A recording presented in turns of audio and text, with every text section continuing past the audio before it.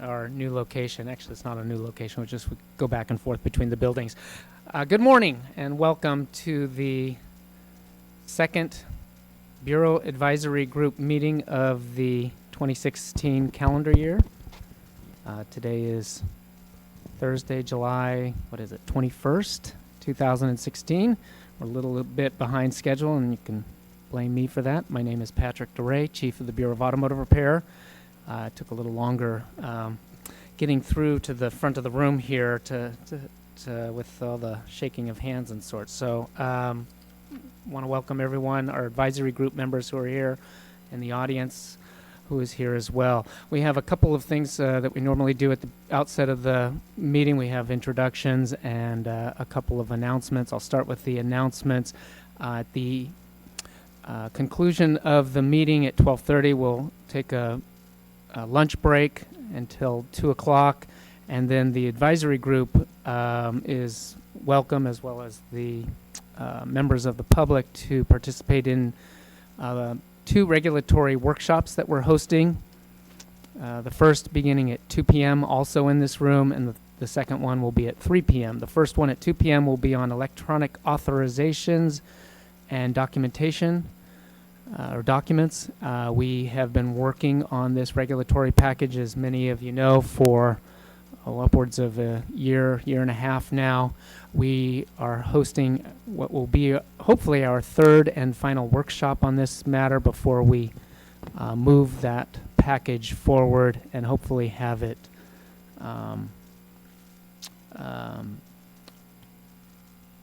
sent to the Office of Administrative Law for notification to the public, at which point there'll be a 45-day public comment period for everyone to, again, have an opportunity to participate and respond to the changes that we're proposing to move forward. The second workshop is going to be on changes and improvements, cleanup, if you will, to the STAR program. That's for the smog program. STAR program has a workshop that will be at 3 p.m. to look at some changes to that program. So invite everyone to stick around for the afternoon regulatory workshops. Let's go around the room. I should say that we are webcasting this at right now, and if anyone who is listening in via webcast, if you want to participate in the meeting and ask a question or have someone respond to an issue that was brought up in one of our presentations, that address is barmeeting@dca.ca.gov. Again, it's barmeeting, B-A-R, meeting, all one word, at dca.ca.gov. All right, that's the announcements for me. We'll go around the room, starting on this end. Vince? There's a button you got to push. I'm Vince Gregory with AAA of California. Jason Bartonen with the Inter-Industry Conference on Auto Collision Repair. Monica Bauman with the California New Car Dealers Association. Jack Mulladonoff, the California Auto Body Association. Jonathan Morrison, Auto Advisory Services. Lou Anopolsky, California Midas Dealers Association. John Gallo, California Automotive Business Coalition. Nikki Years, Independent Automotive Professionals Association. George Ritz, California Automotive Teachers. Okay, that's it for announcements of the advisory group members. We've got a couple of introductions in the audience. I always like to pay attention and announce our executive office team. Doug Bellotti, Assistant Chief. Dan Povey, Deputy Chief for Field Operations and Enforcement. I do not believe our Deputy Chief for Administration, Sabina Knight, is here. She may be taking care of matters back at the office. I thought she may be here later, though. And Dennis Hayes, who is on vacation. He's our Deputy Chief for Smog Check Operations. I want to thank the individuals at the front of the room. Actually, for me, it's the back of the room. Where's Sergi? Sergi is right here to my right. Vicky Saturn, Zach Richardson, who, without their assistance, this meeting and all of our meetings could not be held. They do a lot of work in preparation for the meetings and making all the copies, the scheduling of the rooms for these events, and just overall working with the advisory group member to respond to any agenda requests and other issues. So thank you for all your assistance and help in making this meeting happen today. We've got a busy agenda. We're scheduled till 12:30, and we want to try and end as close to that time frame as possible so we can get everyone off to lunches so they can return timely for the 2 regulatory workshops. So without further ado, I'm going to call up DCA if someone representing DCA. Yes. Come on forward. We have an update from the Department of Consumer Affairs.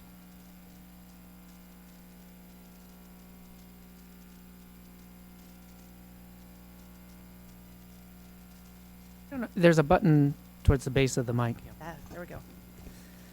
Good morning. It's a pleasure to be with you again today. I am Shelley Jones, and I am a manager with the DCA's Board and Bureau Relations team. The first thing I wanted to update the Bureau on is changes to the department's executive team. In May, after 8 years with the department, Chief Deputy Director Tracy Ryan accepted a new job with the Rural County Representatives of California. In late June, Governor Brown appointed Jeff Mason as Chief Deputy Director. Jeff has been with the department since 2013, serving as Chief for the Bureau of Security and Investigative Services, and most recently as Chief Deputy Commissioner for the Bureau of Real Estate. Jeff was sworn into office last week, and we are excited to have him on board. Also in May, Melinda McLean, the department's Deputy Director for Legislation and Regulatory Review, accepted a new position in the Governor's office. On Tuesday, Governor Brown announced his appointment of Adam Quinones as Deputy Director for Legislative and Regulatory Review. Adam previously served with Melinda as Assistant Deputy Director for Legislation. Congratulations to Adam on his promotion. The department's Solid Training and Planning Solutions Unit is dedicated to organizational development and offers a wide array of services to DCA's bureaus and boards. The Solid team held its second brown bag gathering yesterday at the department. These gatherings serve to generate networking opportunities as well as training for bureau chiefs, EOs, and assistant executive officers. One of the initiatives discussed at the EO Brown Bag Gathering that we are very excited about is the creation of the Future Leadership Development Program. The initiative is designed to assist the department and its programs in growing the next generation of extraordinary bureau chiefs and executive officers. Future Leadership Development Program will have 3 parts to assist in the development of managers into executives. The first will be training available and alongside executive officers and bureau chiefs. The second, mentorship opportunities from executives throughout the department and its boards and bureaus. And third, completion of special projects designed to benefit the participants as well as the department and its boards and bureaus. The projects will be designed to address specific problems or issues facing the department and its boards and bureaus, which are expected to be collected during the EO Brown Bag gatherings. Finally, this year, the department will develop a new strategic plan for years 2017 through 2019.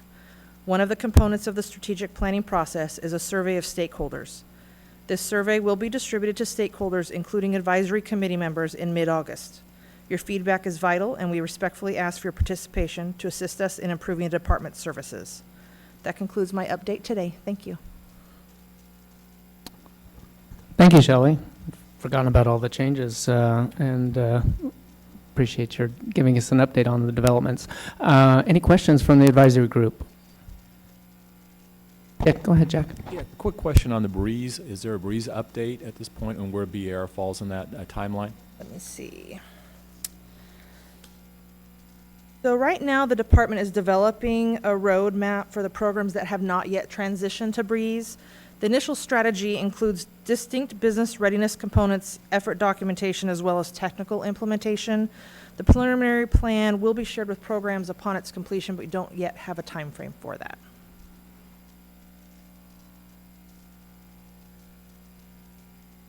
We are moving forward in the interim with changes to our existing systems that are necessary to continue to do our business and improve our operations. So there was a freeze in doing any of these changes while Breeze was in the mix. But now that the first 2 phases have been completed and there is the development of a plan for those boards and bureaus who were not included in the initial 2 rollouts. We are now back on track to make changes to that can address things that we need changed to make our programs better. We're working on a couple things right now, in fact. Thank you, Shelley. Oh, were there any comments from the public? You can never run away. There's always someone from the audience. Charley Peters, can we have you come forward? Our facilitators asked that members of the public come to the table rather than have to try and chase you down with a microphone. Thank you. And there is a button to turn on the mic at the base of the mic there. Okay. Yes, good afternoon. I'm Charley Peters. Excuse me, good morning. I'm Charley Peters, Clean Air Performance Professionals. I just wanted to find out if there was any update on the possibility of meeting with the director concerning the implementation of Health and Safety Code Article 6 that was reached with him when he was here approximately 2 years ago, and indicated that that would be interesting to meet with him concerning that. And so I will again ask that if any progress has been made towards the possibility of generating that meeting. I actually do have some information on that for you, and I will speak to you about that separately. Wow, very good, thank you. Thank you, Charlie. Thank you, Shelley. Our next presentation is from Nina Tinterval with our Program Support Unit on legislation and regulation, current pending regulations and developments going on in the legislature on various bills we're tracking. And there may be other things that you'd like to alert us to or ask questions about that may not be on her formal agenda here. So feel free to do that after she's done with her presentation. Thank you, Nina. Welcome.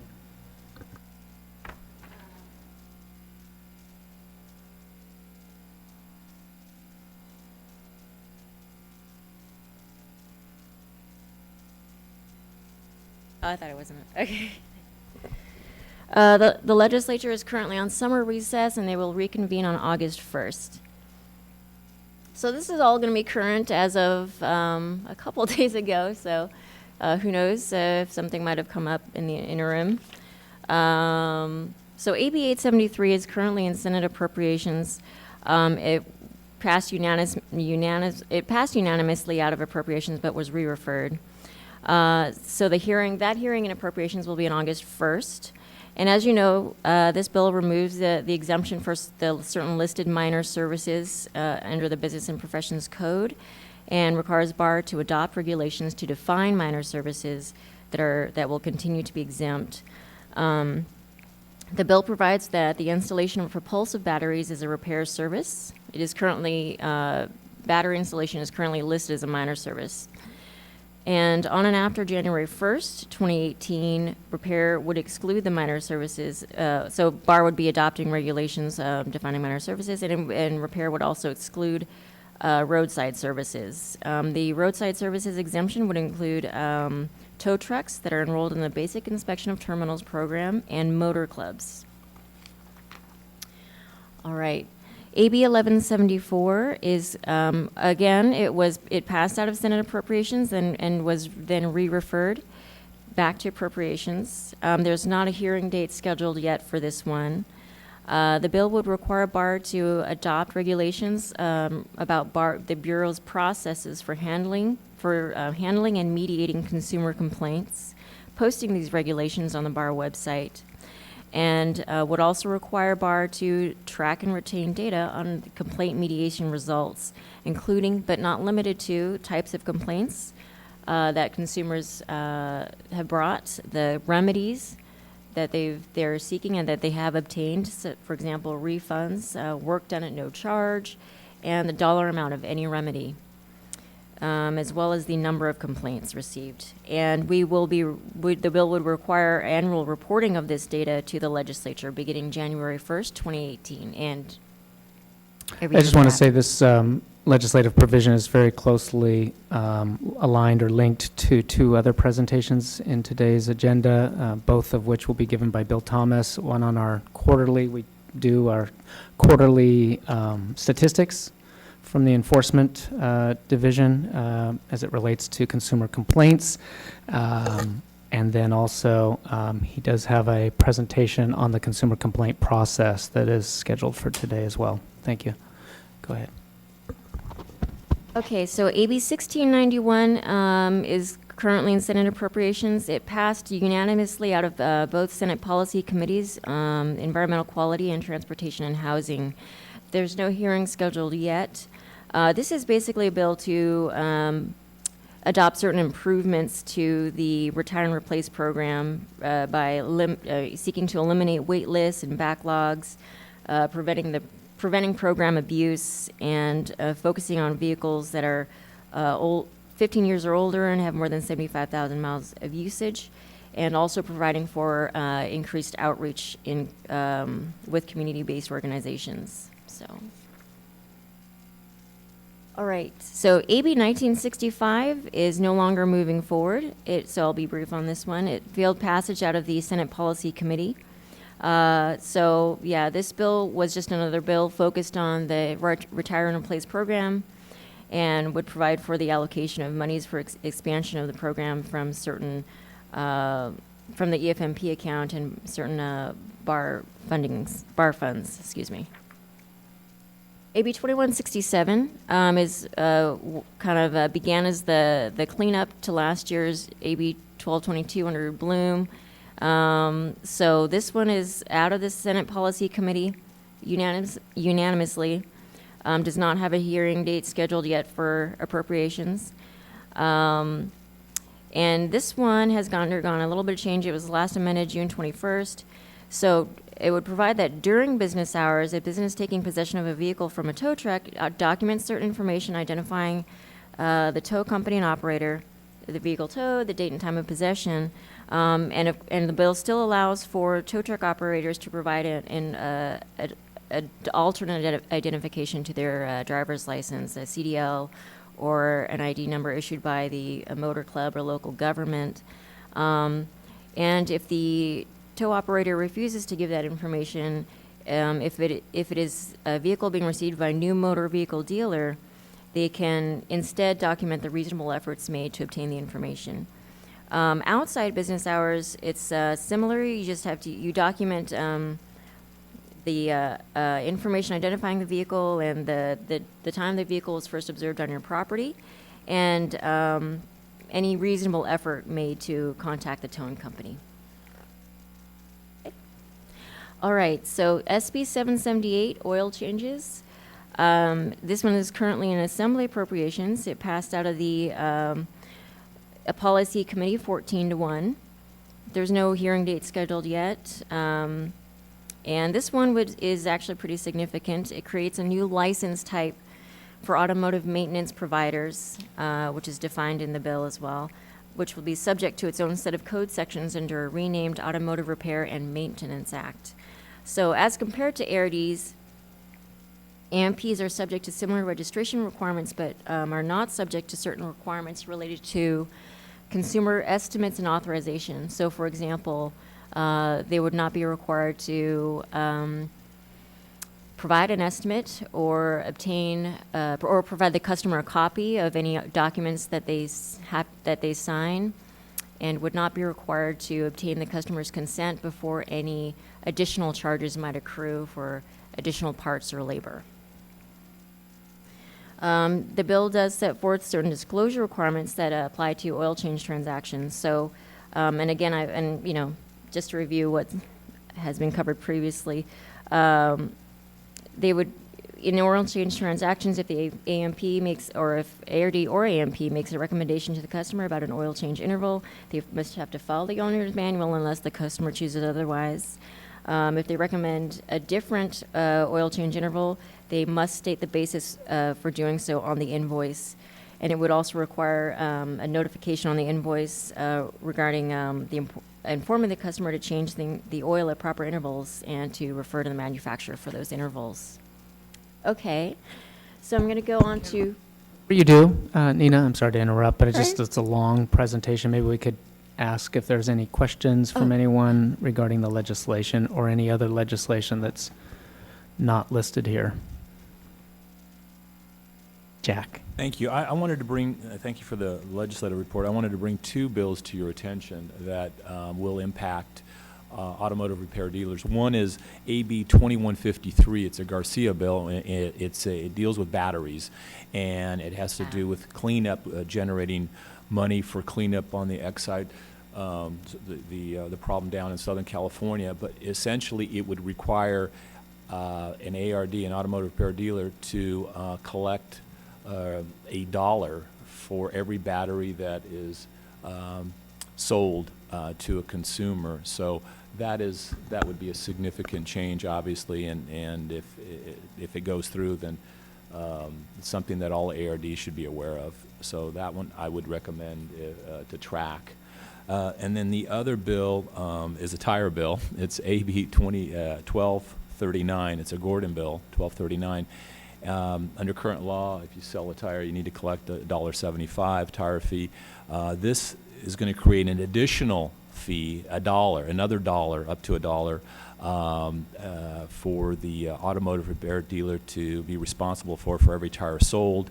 This one's a little different because you can't. It does not allow you to line item it. So the shop would, the ARD would have to increase the cost of goods. So the tire, if they're selling $1 for $50, they would have to raise it, sell it at $51. So that's another bill that's going to impact all the automotive repair dealers that sell tires. So those are the two bills that that I'd like to be able to put on your list because I think they're going to impact all the ARDs. Thank you. Thank you. I will definitely include those. And I believe that for AB 2153, we looked at it a little while ago, and I would have to just check what the most recent amendments were. I think we did examine the impact of that one on the Bureau kind of a while back. But it is a significant one. I'll be sure to include those. Yeah, it's a complicated bill, but there are the sections where they will impact automotive repair dealers. Yes. Okay. Thank you. Thank you, Jack. Anybody else? Charlie?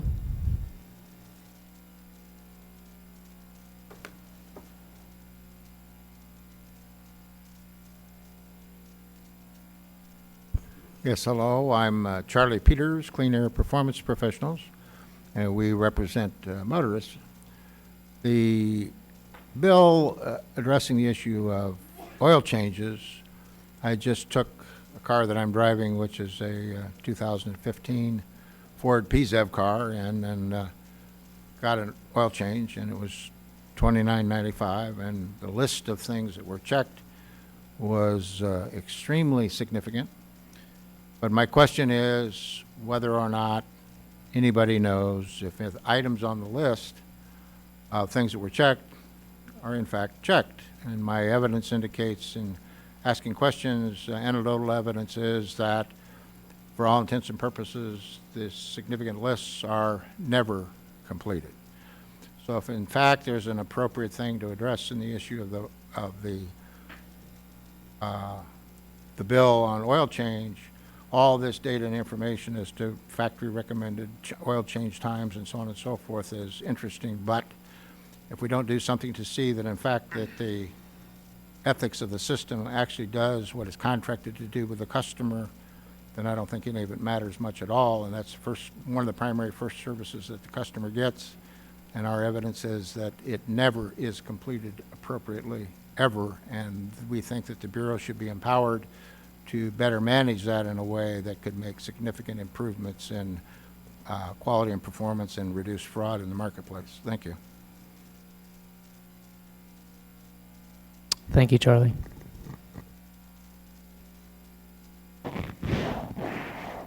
Any other questions before we move on to regulations? Okay. Thanks, Nina. Keep going. Okay.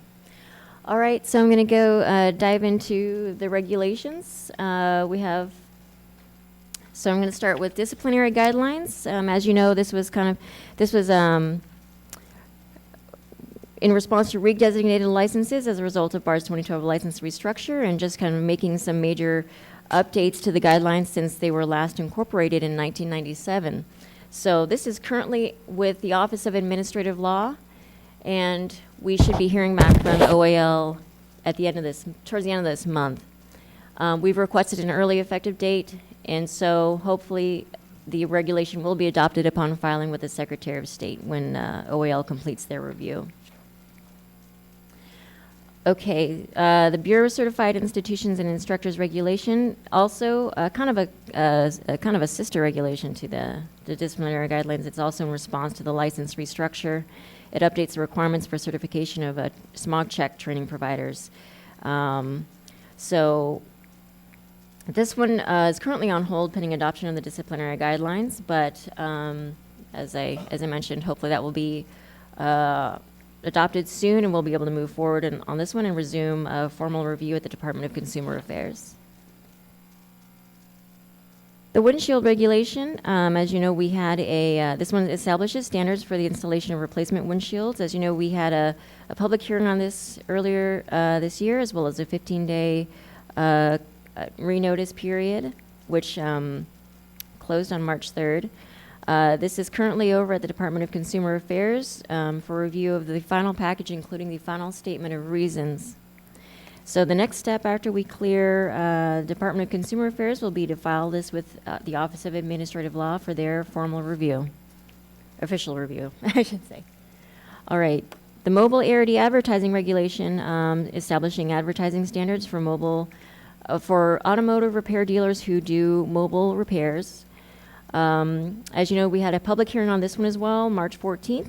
We are currently reviewing the text at bar and will likely issue soon a 15-day notice on revisions to the text and moving forward on this regulation. Electronic documents and authorizations. So, well, this one's been kind of around a few times. As you know, we've had, as Pat mentioned earlier, we've had a couple workshops on this one and one coming up this afternoon. And it is very important in terms of allowing for electronic authorization and transmission of repair transaction documents. So hopefully, as Pat mentioned, this will be, this afternoon we'll have our final workshop on this. So definitely come prepared to share your comments. We have really intended it to be more of just an open discussion and open for your comments. So we look forward to hearing those. So that will be today. And then after that, we will begin the informal review process at the Department of Consumer Affairs. Okay, so the Bar 97 specifications, this is another important regulation that modernizes the Bar 97 equipment standards for smog check stations. So this is currently under development at Bar. There is an ET blast that will be released on the 22nd, and an update on this regulation in the fall ARSC newsletter. Is there any? So this one we'll have a public workshop on this one after the next BAG meeting on some of the important updates that we're doing to the Bar 97 equipment. So. I think Clay is going to touch upon some of these things too, also in his presentation later this morning. And I won't steal his thunder. All right, STAR regulations, cleanup. There's been some updates here to amend the eligibility criteria, deleting outdated gold shield provisions. And I think these are, so you're going to hear actually more about these updates today at the public workshop from Garrett Torgerson. And again, after this one, we will be submitting it for informal review at continuing informal review at the Department of Consumer Affairs. Okay. All right, brake and lamp handbooks. So this makes a lot of important updates to the handbooks. They're long overdue. So this is actually coming together. There's been a lot of progress made on this one recently, and there will likely be a public workshop on this regulation after the next BAG meeting. So I believe the Educational Advisory Group was given a kind of a preliminary review of the handbooks, at least. Is that correct, at its last advisory group meeting? Did they cover this? Anybody who attended? George, were you there?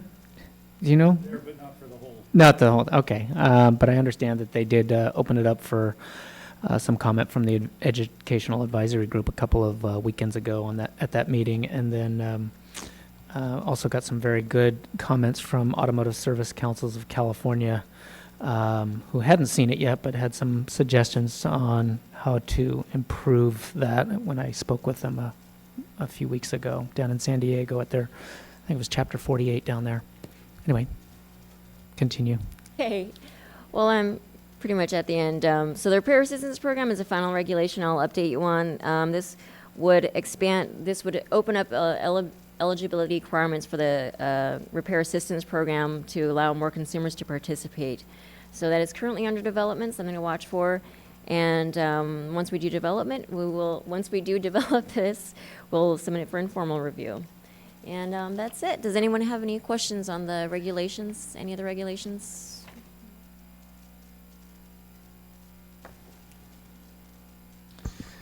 No questions, not even from Jack, so that tells you how good it was. You answered every question that he might have come up with. I think Nina can expect them this afternoon.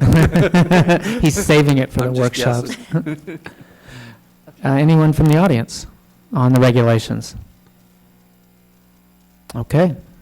Thank you very much, Nina. Thank you. Good job. Garrett Torgerson is here to present some information relative to our annual smog check performance reports. Those are both the U.S. Environmental Protection Agency required reporting by all states that have a smog inspection program, as well as the legislation that was signed into law in 2010, which we all know as AB 2289, which made STAR possible, which made the OBD inspection program possible for inspecting newer vehicles, and some other improvements or reforms, if you will, to the smog program, not the least of which is an annual reporting requirement on namely the STAR program and the impetus behind the creation of that program.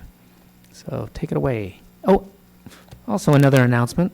Garrett has recently been promoted to fill Larry Sherwood's position as our, I always forget the technical name for the position, senior air quality, is it the supervising air quality engineer position. It's the head of our engineering branch. And congratulations to him, and welcome in your new capacity or role as in that position. We look forward to many years of working and seeing you working in this position. Thank you, Garrett. All right, thank you, Pat. All right, as Pat mentioned, we're going to talk about the Smog Check Performance Report, the latest report.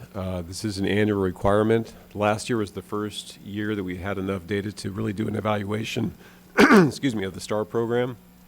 This one takes it a little bit further in that we still had some data in the last analysis that it's a long-term analysis that looks back in time from where the vehicles that were certified before, how they did the roadside. This is the first one that is pretty much entirely looking at vehicles that were certified after the implementation of the STAR program. Okay, 2 reporting requirements. The first is the Smog Check Performance Report. That's what I'm here to talk about today. That was, as Pat said, part of AB 2289 in 2010. The second report is a U.S. EPA report. That one will be published at the end of this month. It is not available at this time to review. The Smog Check Performance Report is available on BAR's website, and like I said, the EPA report will be at the end of the month.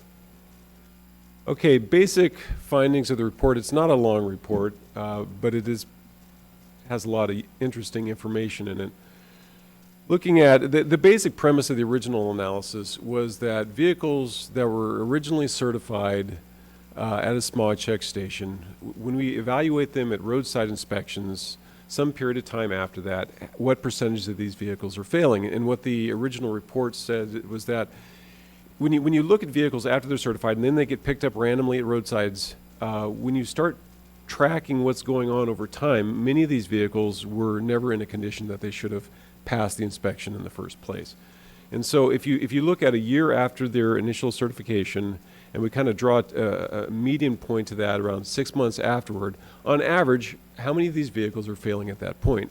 That's what this table explains right here, or shows the results. You can see at the, now, are you guys looking at the direct presentation, or can you see what I'm pointing to when I? I can't see that. Okay, I'll just try to talk you through it then. Matches this, right? It does, Yeah. it does, but you won't be able to see my, the laser pointer, yeah. So there's a few columns on this page. One of them is the Sierra 2009 study that was looking at 2003 to 2006 roadside data. That was the original study that was used to justify the AB 2289. Then we have further, the three columns to the right is the 2016 study. That's the one we're talking about today, the most recent analysis of the program.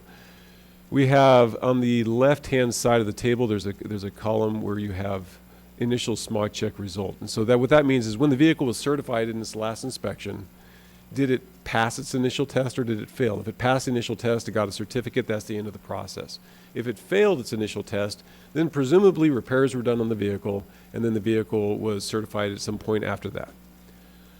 And then we have an overall result at the bottom of those two. So what the original study showed, that for vehicles that failed their initial smog check inspection and then were certified thereafter, 49% of those vehicles were failing on average 6 months afterward, which was a very high failure rate for those vehicles. When you look at today's analysis, or this 2016 study, what it shows is that 34% of those vehicles now are actually in a failing condition, which is a significant improvement over what we had in the original analysis.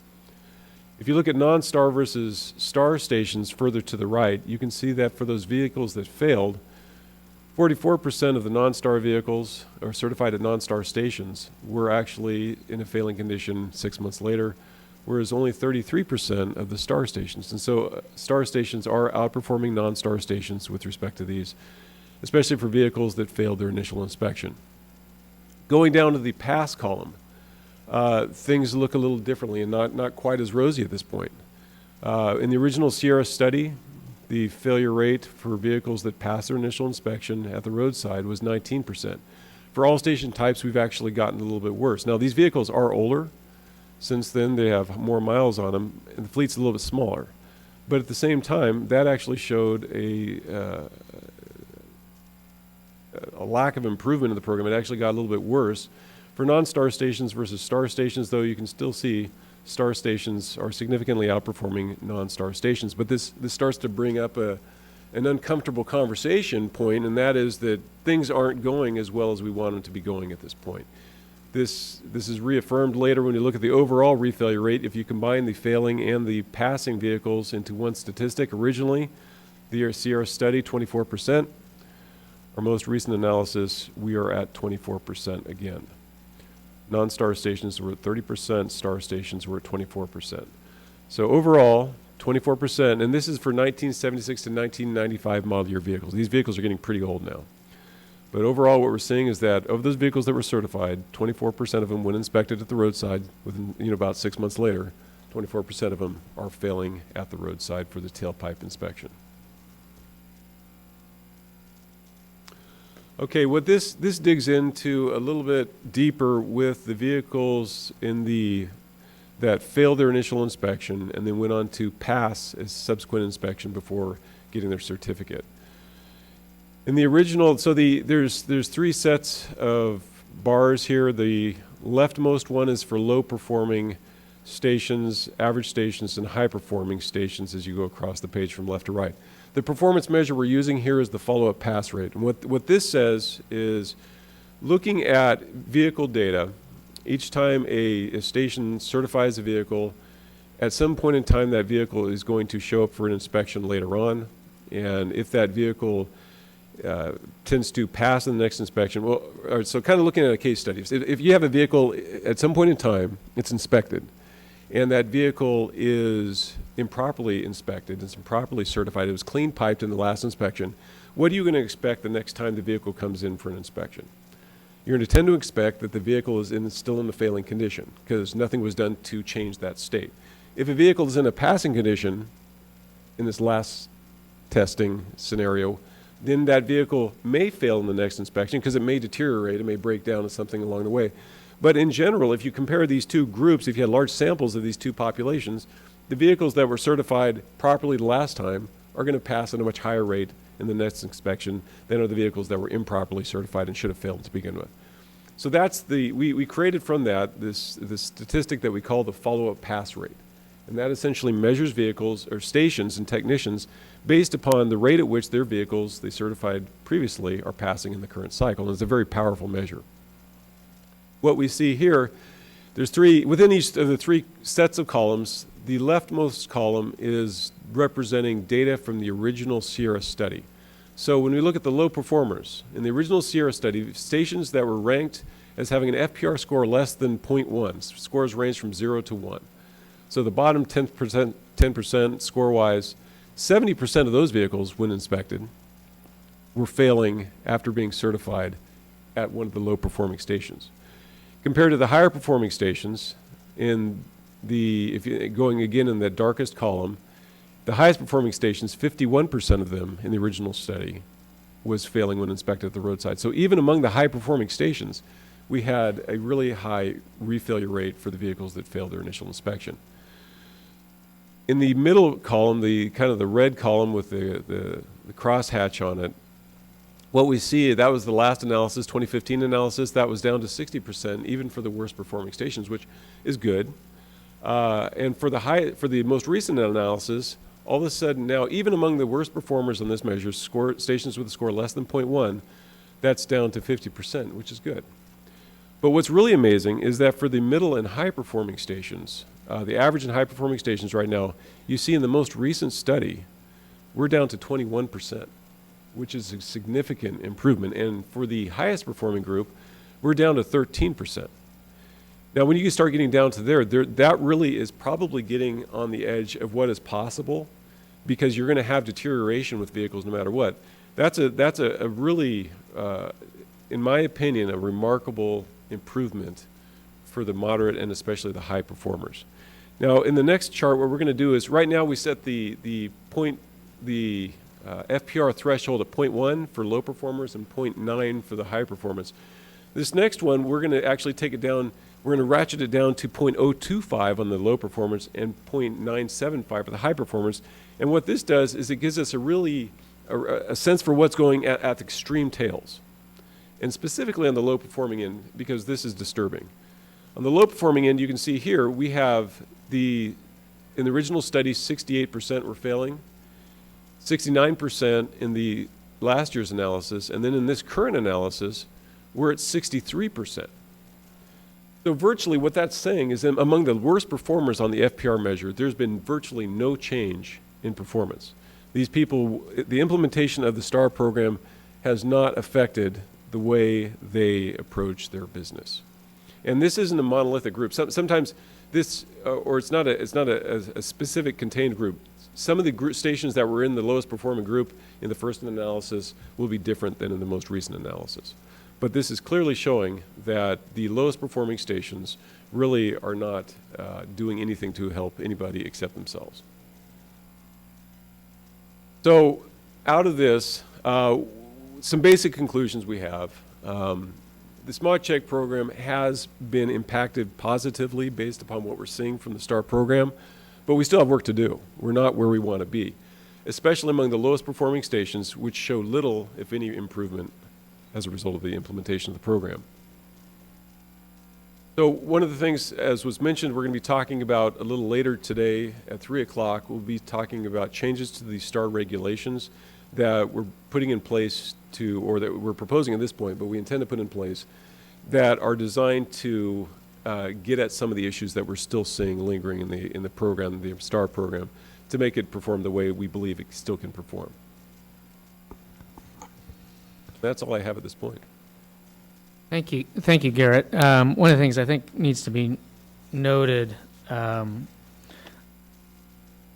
about the forthcoming regulatory changes, and as it relates to low-performing stations, and one of the slides, or the two slides that you show low-performing stations, one with the scenario number 1 criteria at 0.1 or lower, and then the other one with 0.025 or lower. That doesn't necessarily mean that they're not in STAR, correct? That's absolutely right. Yeah. And this is some of the Yes, that's, what Pat's getting at is we have right now some of the worst performing stations in the STAR program. And they've been able to come in through certain loopholes that honestly, some of we knew we were putting in the original draft of the regulations in order to get the program rolling, to get the stations through the door. We knew that we were putting some stuff that if people started abusing it, they would be able to do that. And now we have plenty of stations to do the work necessary to certify the directed vehicles. We need to close these loopholes up, and we need to tighten this thing up and make it work the way it's supposed to work. Thank you. Any other questions? Here, just a couple. First John. of all, congratulations on your new assignment. Thank you. And looking at the roadside failures, is there data available on what you're finding, and is there any common pattern in the failures on these roadside tests? So, yeah, roadside inspections for the most part are limited to tailpipe and then OBD for the newer vehicles now. So we're not going to, we can't tell you anything about, evaporative failures or visual failures and that sort of thing, tamper rates. We can't really tell you from that. What we can tell you is that vehicles are failing the tailpipe portion, and these statistics reflect that. Thank you. Yes. Nikki? Hi, I'm Nikki Ayers. When are you going to start enforcing the program where if a person fails a test and then they take it away to do repairs, that they're supposed to take it to a shop that has a smog technician at the shop? Because that's not being enforced at all. Well, I mean, one of the things is I don't know that there's, if someone chooses to do the repairs themselves, I don't know that that's ever going to be limited. I mean, you're able to do that, and I don't know. It's hard for us when we're looking at this stuff, because obviously we want qualified people to do the repairs as well. But it's kind of some of that's a bit of a tough nut to crack. Is how do you? Right now, we have a provision for entering repair data into a BAR 97 and an OIS system. It's very rarely done. We just don't have a whole lot of information on repairs. If someone takes it somewhere else, we can't tell where they took it. And a lot of this stuff, we can see basically a vehicle was inspected and it failed, and then at some point later, we could see that it passed. But we don't have a tracking mechanism to see necessarily what happened in the middle of all of that. So it's difficult for us to get to the bottom of some of that. But you're right, we want that. I don't know how to get that information unless I get it. We get tips from the industry or consumer complaints, although they're probably involved in that to some large degree. So. But what was the purpose then of instituting that program where they had to have that different license for? What was it? Here. What is that? A repair Yeah, we split the license. smog check inspection and repair license only to open up possibilities or options for the industry, namely technicians, to be able to just have an inspector license or a repair license or both. That was just a license improvement project to give more options to and paths of entry into the industry. George. Are there a lot of repair-only licensed technicians? Repair only, no. I think less than 50. Oh, that's less than 50, excuse me, shops. Repair only technicians you're asking about. I would think that you would have, most of them have both licenses. In the case of technicians, the inspector license is much they're easier to obtain. Certainly maintaining it on renewal, the continuing ed requirement, not as onerous as the repair technician license. So most are going to have both licenses. I was thinking you were talking about repair-only stations, of which there are less than 50.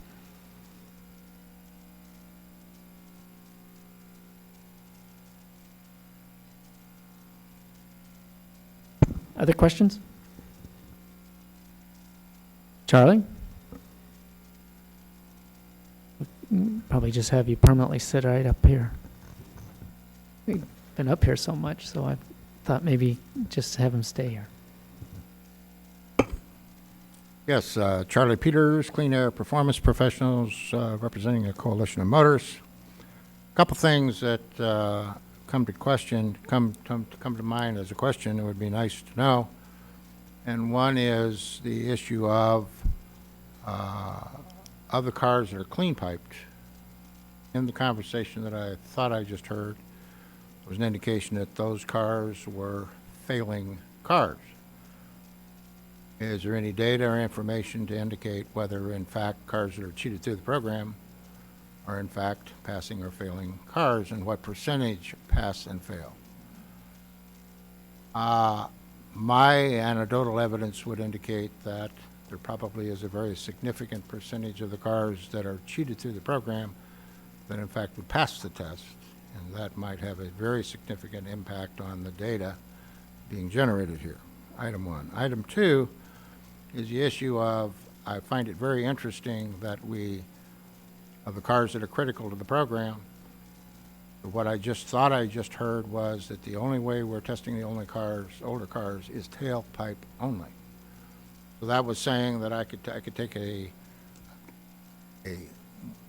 car that's of this critical portion of the fleet that has a much older engine and a completely different technology, but it's been adjusted to pass, to run reasonably clean, which every car on the road should do. That, in fact, timing, functional tests, and so on and so forth, which is a critical portion of the ability of the program to cause changes in behavior and improve the performance of the program, is not being taken into account.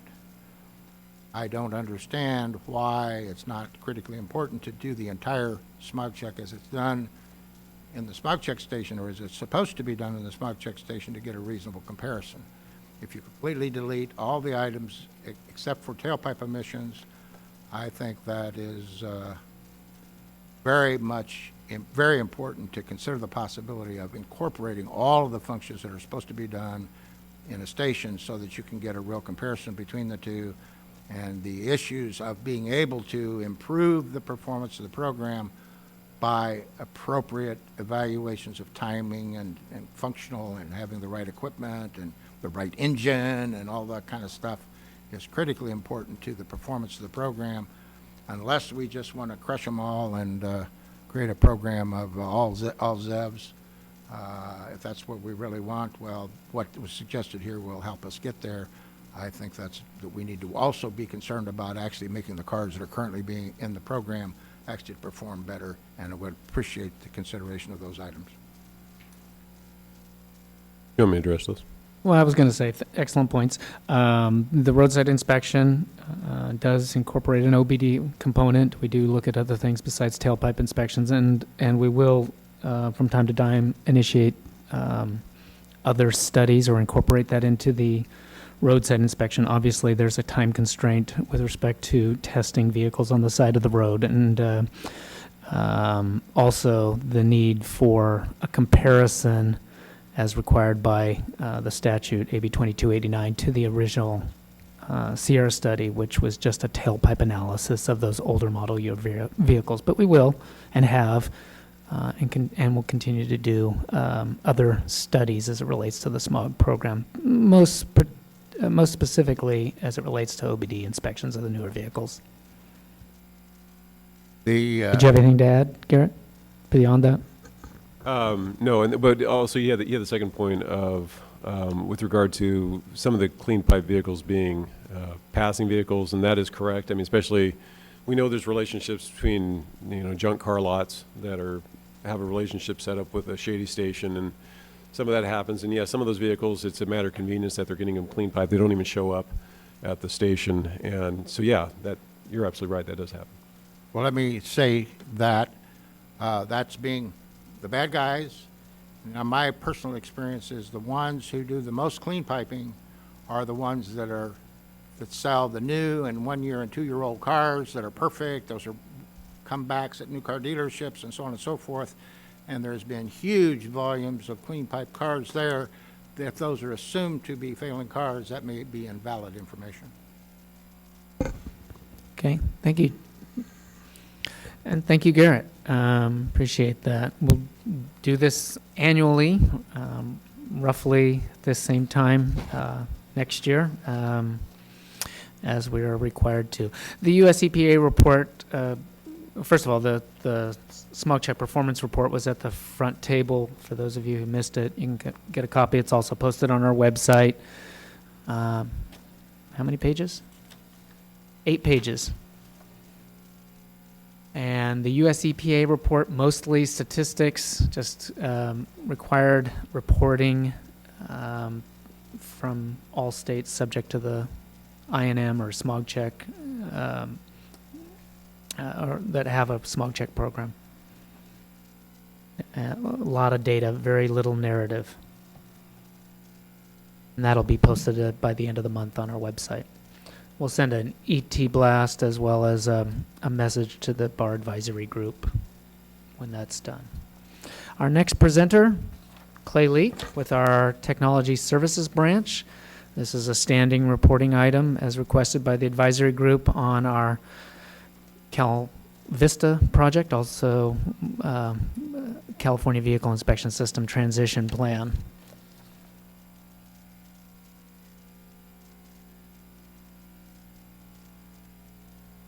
Good morning. There we go. Welcome. Hi, my name's Clay Leak, representing the Technology Services branch, and here to give you guys a quick rundown on progress related to the Vista project, as Pat mentioned, and touch a little bit on some of the upcoming Bar 97 updates coming down the pipe. Just real briefly in terms of a quick review of the scope of the project. Our goals are to negotiate the ownership of the entire California smog check system, refresh the system to a state-owned data center, and in parallel with that, publish an RFP to obtain new maintenance and operation services in support of the smog check system. Quick status. So we have completed contract negotiations with our current vendor. I feel really good about the statement of work that we've put together and the updated contract. So we are kind of in process of dotting all the I's and crossing all the T's and going through legal review and things of that nature. I'm getting pretty close to the end of that. We are a little bit behind. Our original goal was to kind of have the contract wrapped up in the July timeframe, but I still feel really good about our progress, and we're continuing to move forward at a pretty good rate. So, second update is that we have actually obtained some contract resources to help us with the continued development of our RFP. In addition to directly supporting the development of the RFP, this group is actually responsible to kind of facilitate and support the entire procurement process. It's a very complex process, very resource intensive. We brought in a group called Mission Consulting, 30-something years of experience doing procurement in the state of California, and been very happy with their work so far. So a lot of progress on that front. We did also complete, I think I mentioned this at the last bag as well, but we did complete a procurement, some Oracle software products. So kind of the first step in taking ownership of the system. So that was a big win. That's also allowing us to take advantage of some early start opportunities. So as part of the refresh, we're looking to upgrade some of the older software components, and purchasing all these up front has allowed us to early start a lot of that work, which serves to reduce risk and kind of expedite, a lot of the downstream activities. So in terms of next steps, I mentioned the contract review and approval process. Obviously continue the development of the RFP. We've got 2 more contracts coming out shortly, one to obtain independent verification and validation service resources and test lead. I did mention some of the early start opportunities with the minor delay to getting the contract inked. We are looking at every opportunity we can to early start work. And then finally the execution of the contract and actually beginning the move to OTEC. So we're looking forward to getting that work going. In terms of the timeline, these dates haven't changed. These are the dates we've been reporting out at the last 3 or 4 bag meetings. So I still think the critical path is intact. I still think our finish dates are reasonable, even with the minor delay to the execution of the contract. Project dependencies. So, one of the ideas that CalVista kind of spawned was getting a lot of these older Bar 97 analyzers moved from analog phone lines to the internet for a whole bunch of reasons. One of which we've mentioned is the quality of service issues and just issues with getting support from AT&Ts and XOs and the larger phone companies supporting this connectivity. That conversation, in the last 4 or 5 months has really led to a broader conversation about how we support tailpipe testing for the future. Tailpipe testing's not going away anytime soon. And in addition to getting these old Bar 97 machines on the internet, there were a lot of other considerations that needed to be thought through in order to support testing into the future. So that conversation's been happening at BAR. A lot of the thoughts and ideas are captured in the new regulation package and the new Bar 97, what we call the 2017 specification. So, we've reached out to all the Bar 97 manufacturers and had a lot of conversations with them and incorporated a lot of their feedback and the best way to support tailpipe testing in the future. So I think you'll see a lot of that laid out in those documents, and I know the regulations workshop is scheduled for the next BAG meeting. So the one other thing I will mention, one of the things we worked on, in addition to working with Bar 97 manufacturers and having them upgrade their equipment to be internet capable, we looked at some third-party solutions as well. And I briefly mentioned that at one of the previous BAG meetings. We did quite a bit of testing, and that solution is just not viable. So for a whole bunch of reasons, we are going to do what we've traditionally done, which is work with the Bar 97 manufacturers to make sure that they can get all the stations there, and a much more traditional approach and what we see as a much less risky approach at this point. So the next step on that is to formally develop a communication specification, which will kind of define how we talk to those Bar 97 machines over the internet and get going with the Bar 97 manufacturers. So I guess that sums it up for me. Any questions? I guess it would be open also not to just existing Bar 97 manufacturers, but also any new interests out there. Yeah, absolutely. The certification window's open for any company that would want to play in that arena. Yeah. Okay. Any questions?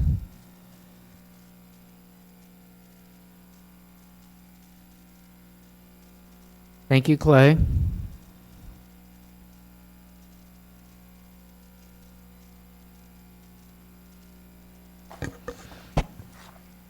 Bill Thomas is here for the next two presentations. The first being the overview of the consumer complaint process. With the 1174 legislation and some concerns about the complaint process potentially being a mystery to some, I thought let's end that debate and just add it to our advisory group meeting, as well as have an article in our upcoming fall newsletter. So Bill's here to fulfill that request. Thank you.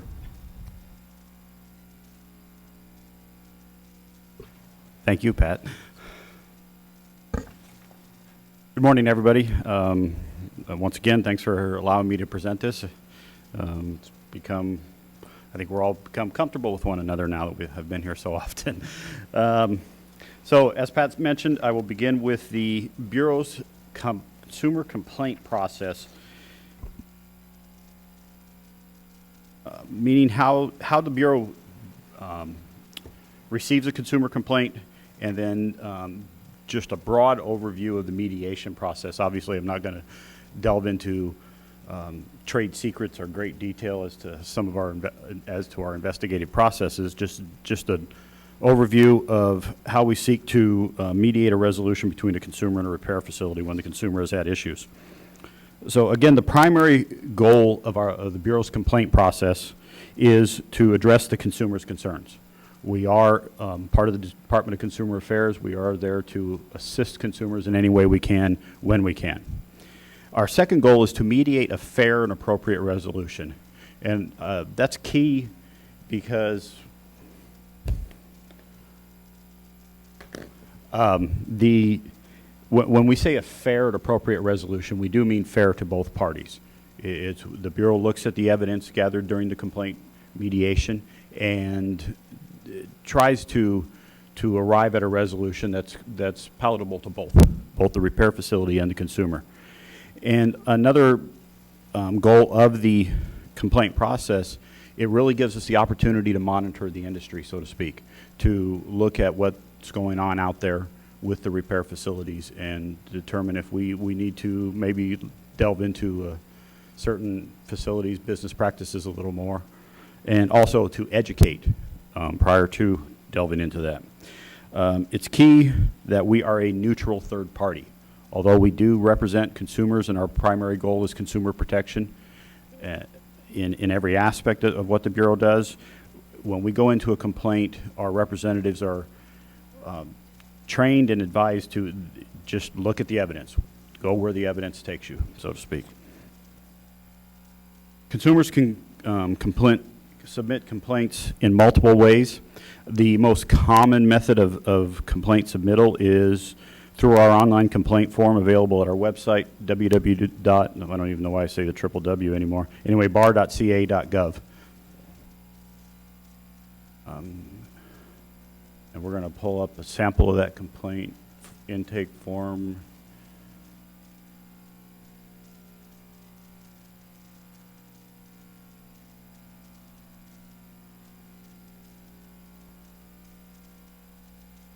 And there it is.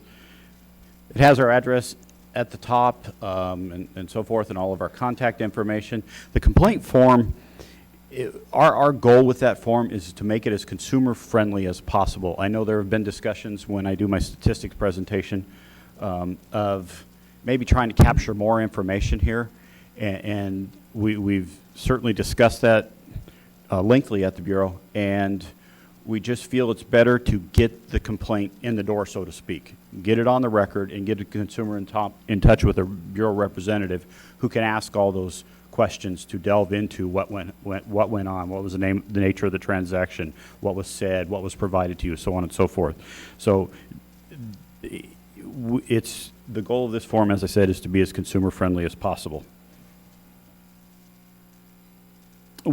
So consumers can also call the complaint intake unit at the 855 number listed in the slideshow, and it's at the top of the complaint form.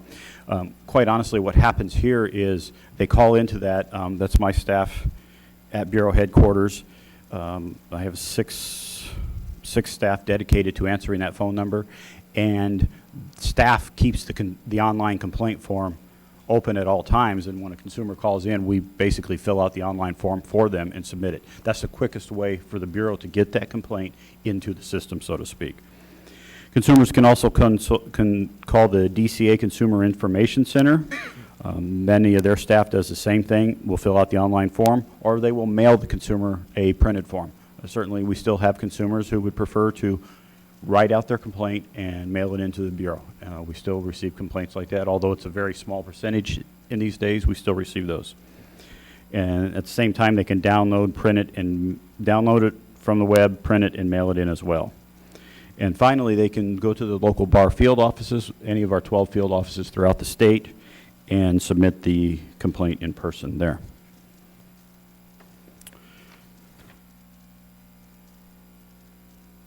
The complaint intake unit, so the first step in the complaint process is a determination of jurisdiction. Do we have jurisdiction over this complaint?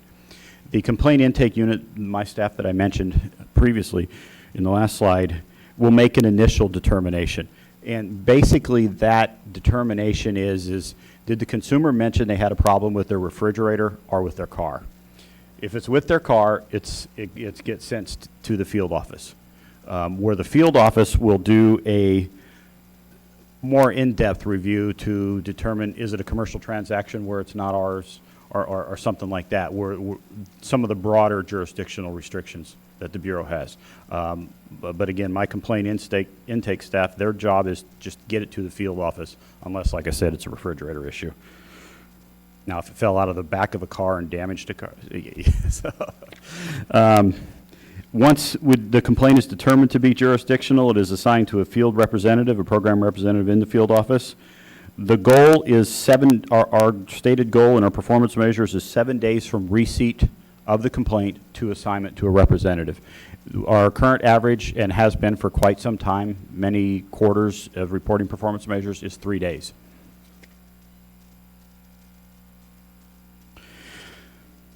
Once the representative receives the complaint and begins the complaint process, first step they do is just read through the documentation provided. Sometimes that documentation consists only of the online complaint form, and the representative will have to call the consumer and make arrangements to get copies of all documents related to the repair transaction. But they want to make an initial evaluation of what went on. Then they will contact the consumer. The consumer is always our first contact. They filed the complaint. We're going to get their statements first.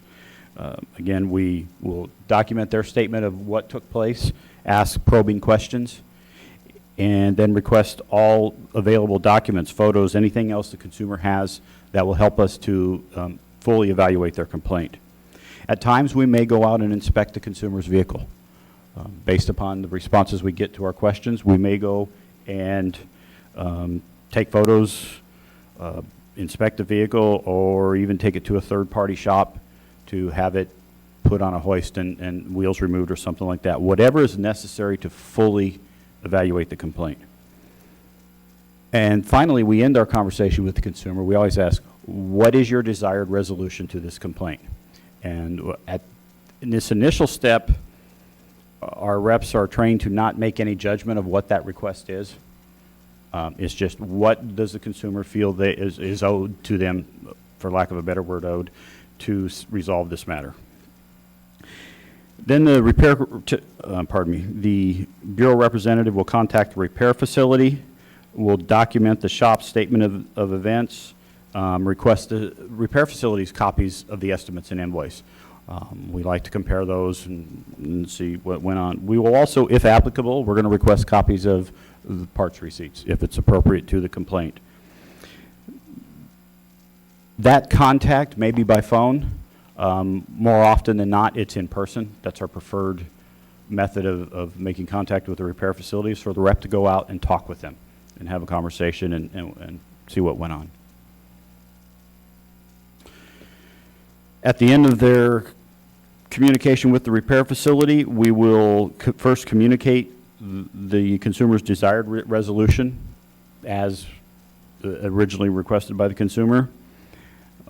If the repair facility accepts that, then we close the complaint and end the process. If the repair facility declines to meet that request, then the representative will evaluate all the evidence and try and mediate to a resolution somewhere in the middle. And again, it's based on the circumstances of the transaction. All parties are routinely contacted and kept updated throughout the process. Upon completion of the complaint mediation process, both the complainant and the ARD are advised of the resolution and a closure of the complaint. If unable to reach a resolution, we will still close the complaint. We're not going to leave it open. You know, it's just a matter of we're not going to be able, the parties are too far apart, so we're not going to be able to resolve it. At that point, we provide consumers with a small claims court information and a procedure to subpoena bureau records, which the complaint investigative reports are submitted directly to the court. And those are confidential investigative work product and are not released to either of the parties. Upon closure, a closure letter is sent to the consumer and a survey card is sent to both parties. I believe I've presented that to this group before. And the consumer is advised to contact the field rep if the agreed upon resolution is not provided in a timely manner. That occasionally does happen. Quite honestly, though, the industry, our partnership with the industry is strong enough that generally the resolution is met by the industry. There's some enforcement considerations in a complaint. If violations are identified, we may move on with additional enforcement action with the repair facility in addition to mediating the complaint. Again, our first goal is to mediate the complaint, get that matter resolved, and then we will often circle back around and possibly do an educational conference or an office conference with the repair facility if appropriate, or we may go down we may begin an investigation for possible filing with the Attorney General for an administrative action or a referral to a local district attorney. Whatever is appropriate based on the circumstances. My apologies to the audience, I didn't move the slide forward. In the most egregious of violations, such as fraud or actions threatening the safety of a consumer or others, the field rep's going to, prior to contacting a repair facility, they're going to confer with their field office supervisor and may close the complaint without mediation and move straight to investigation without contacting a repair facility. If it's just an egregious act, we're going right to enforcement. That's some of our mediation statistics. As presented in my enforcement statistics update, we mediate about 15,000 complaints annually. In 2014-15, there was approximately $5 million returned to consumers through refunds, reworks, and adjustments to the final invoice. And then the final slide, my contact information. Any questions? Don. Bill, a few things. On getting back to slide 7 and talking about small claims, I've had several industry members contact me out of concern where they've had BAR investigate a complaint, found no fault of the shop, and then the consumer gets information on small claims. They don't understand why are they giving them small claims court information when the shop didn't do anything wrong. It's almost like they're handing them over to somebody else to get yet another opportunity to take a shot at the shop when they didn't do anything wrong. That's the first question, and I have one more follow-up on that. Okay, so I'll respond to the first one. The consumers, it's their right to pursue it in small claims court in any circumstances. We don't recommend or not recommend small claims court. We always just advise the consumer that small claims court is an option available to them. We give them an informational pamphlet that the department produces regarding the small claims court process and the procedure to subpoena bureau records. That's their option, and quite honestly, it's, you know, the bureau is responsible to give them all of the information they need as consumers to make the decisions regarding their vehicles. So it is our policy, and quite honestly, I think it's a good one. We have to give them their options. The second one is if in fact they find no fault of the shop on the repair, the consumer is going to look at taking it to small claims. You know, is there ever an opportunity where the shop can get a statement from the bureau rep indicating in their report that there was no fault found for their day in small claims court? Whatever the bureau rep's findings are through the complaint mediation, whether it's a finding of no fault on the part of the ARD or so forth, or a finding of fault, that's going to be documented in the complaint investigative report. And although I mentioned a couple of times that the consumer has the option of subpoena in that report, both parties have that option. So if the repair facility believes there was no fault, that was been indicated to them, they can certainly subpoena the report as well to the court. All right, thank you. Jack? Thanks, Bill. That was a good report. I have a question with regard to the auto body inspection process and how that plays into this, because when you started off about jurisdiction, if someone has an issue with collision repair and they call in, how do they go through this process, or is there a separate complaint process for the auto body inspection program? The auto body inspection program has a separate line to the bureau and is advertised on our webpage separately and so forth. So with auto body inspection, if they call that line and they've had collision repairs done and they want us to inspect it, we're going to open it as an auto body inspection and forward it to the field. Again, in most everything, my staff creates an intake process. The goal is to get it in and get it out to the field, and so it's the same with auto body inspections. If during the inspection of the vehicle, post-collision inspection of the vehicle, the field representative determines a complaint should be open to go out and talk to the repair facility and begin the mediation process, they will do it at that point. But if the call comes into the auto body line, it's treated as an auto body inspection first, and then possibly converted to a complaint at the discretion of the representative and supervisor. Part of this is the transparency, which is good. Is there something that's similar to what you prepared here for how the process works on the auto body inspection? Because obviously someone will call in. If they call in that line, that's an easy, they'll go through a process, right? Gets assigned to the field. There's going to be, the field has certain responsibilities to inspect the vehicle, and then there'll be sort of some options, right, for the consumer if they want to pursue, not pursue, and that sort of thing. Is that sort of spelled out somewhere?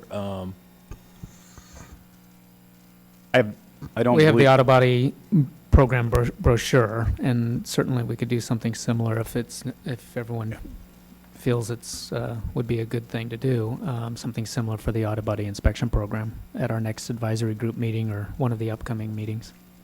Well, it's just part of the transparent. I think it's Sure. helpful because I think what you're trying to do here is, again, transparency, explaining to the consumers what the process is, and if it's explained in such a manner, that may be helpful. But I'm just throwing it out as for a discussion item because I know that's a little different, right? I mean, it's really not a complaint; it's kind of an inspection, but then there's a different process there. And I know it's a little different because sometimes consumers will say, I don't want to you checked the car. I didn't find anything wrong with the vehicle. They repaired it correctly, but the rep, may find something with the paperwork, right? And they may say, you know what? They may want to go to the shop, but it's technically not a complaint, right? And so that's not, I've had a few issues with that, and that's not really clear how that works. And again, I thought maybe that would be an area to sort of explain to not only the consumer, but to the repair shop. I'm pretty sure we've done a presentation on the auto body program in the past, but it's been some years since we've done it, so it might be good to kind of refresh that and bring it out of the closet or bring it off the shelf and dust it off and present it again to this group. Certainly. Thank you. A great presentation, Bill, as usual. I'm curious. You have all these great options for consumers to complain to the bureau. Where do you get most of your complaints? Is it online? Is it over the phone, or a mixed? I mean, what's the primary? It's hard to say for sure. So the primary source, everything, just the large majority. I don't know that I've ever actually pulled the numbers, but just an estimate would be in the 80 to 90% range, or possibly even greater, are through the online complaint form. But you got to keep in mind that could be a consumer filled it out and submitted it, or my staff took the phone call and filled it out and submitted it. So. And then the last question. You are going to assign the complaint to a field rep. Generally, it's going to take 3 days.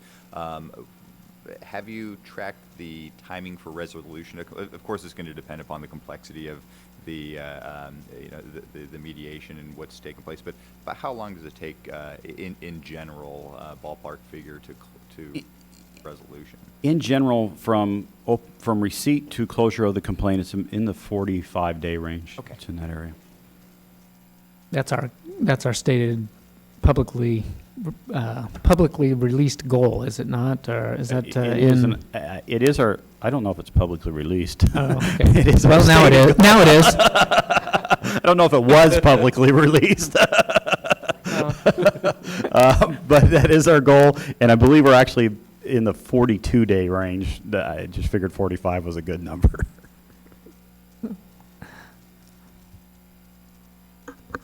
Anything else? Yeah, Lou. Bill, I'm interested. You say that the program reps that mediate the complaints have been trained in mediation? Not, I think we would have to have the definition of mediation of what's your term of mediation. I don't know that they go to like mediator training to where they're mediating conflict resolution. They're trained to evaluate complaints, evaluate the evidence, and make a determination of a appropriate resolution based upon the laws and regulations. And that's in-house training? Yes. Okay. I think it would be helpful for industry to know that if in the course of an investigation of a consumer complaint, if an ARD believes that the program representative who's mediating the complaint is not acting fairly or neutrally or impartially, you would want to know that. That's something that your office would want to know and find out about and follow up on, so it's not just a one-way street there.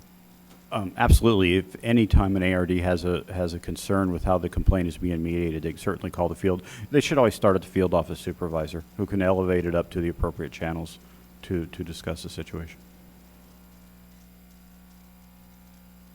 Yeah, that's a good point, Lou, and thanks for the response, Bill. Definitely not maybe trained in the way that the way mediation is thought of in terms of conflict resolution, perhaps, more as it relates to trying to be a neutral third party, as it relates to reviewing that complaint and bring the parties together where that has failed, but not necessarily to the full extent that maybe one might think of mediation. Correct. Charlie. Oh, sorry. Just one quick follow-up question. So you get 15,000 or so complaints annually from consumers. Do you see complaints coming in from competing repair facilities as well, or DMV or some other enforcement agency, or do they generally just refer the consumer to complain directly to you? The large majority, nearly all, are from consumers. I don't know that we accept complaints from competitors. It was more, that would probably go more into the category of tips from the industry that we investigate. And we get a complaint would be as it relates to an automotive repair transaction, a specific one involving a consumer, as opposed to, I think this guy down the street's doing this, that, and the other, which would be a tip that Correct. you would Yes. look into. We or the would field not office open that as a complaint. Okay.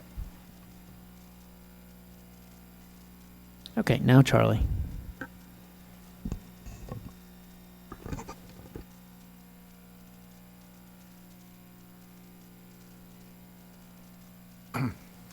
Yes, Charley Peters, Clean Air Performance Professionals, Coalition of Motors.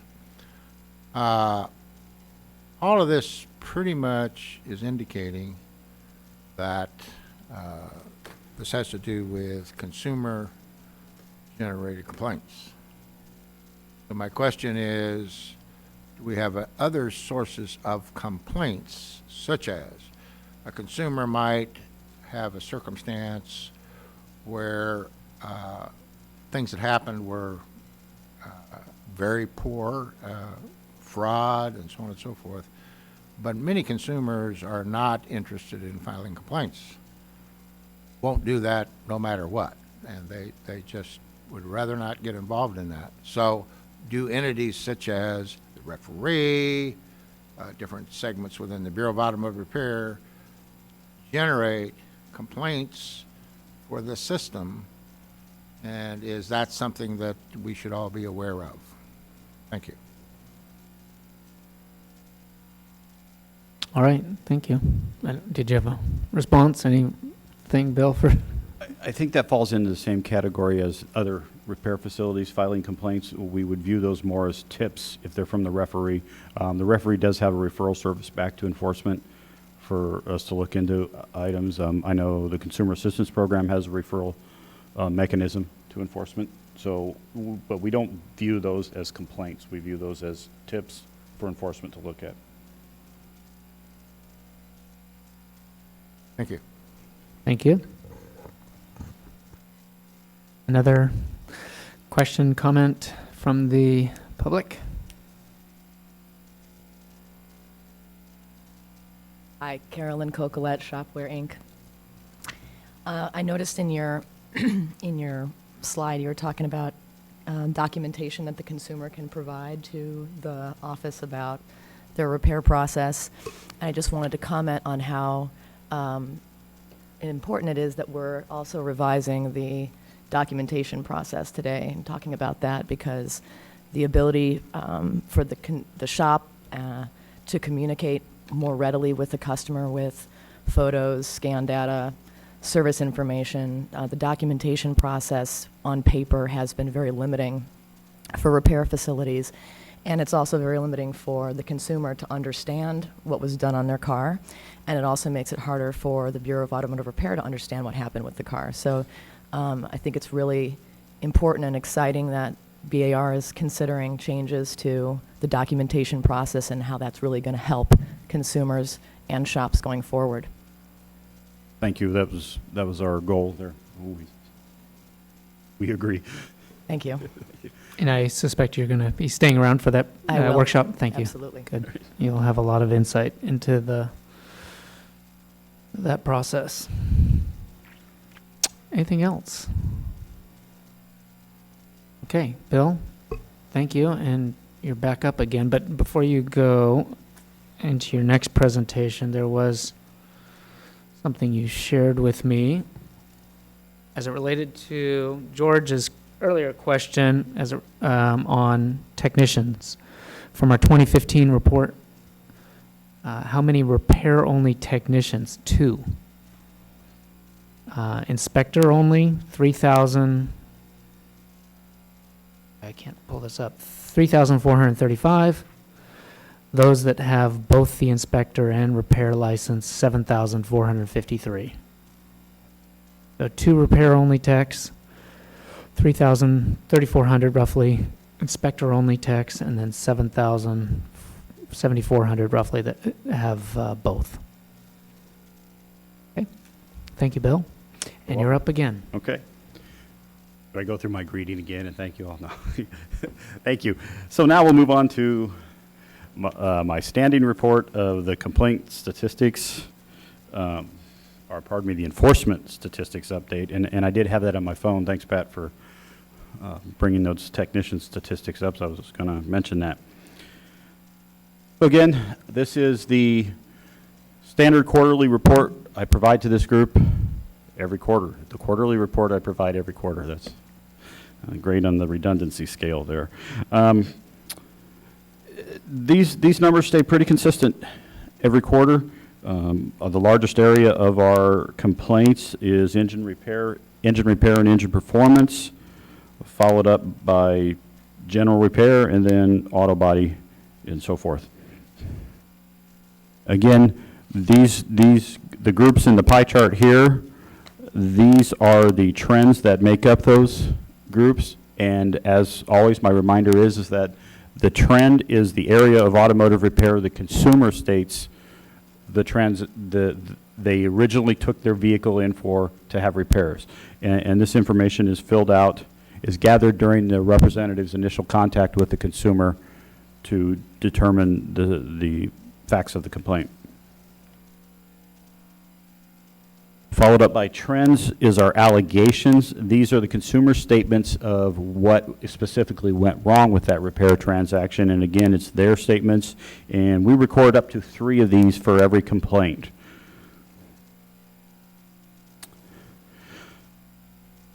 So we move into the top allegations the top 5 complaint allegations by trend category. As you can see, the total at the top, for fiscal year 2015-16 engine repair and performance, the total number of complaints with that trend category is 5,056, very consistent with last year's numbers. And the allegations are consistent as well, almost identical across the board. That's followed by general repair and maintenance, with, again, complaints went up a little bit there to 2,500, and but the allegations are the same across the board as well, ranging from negligence to authorization issues.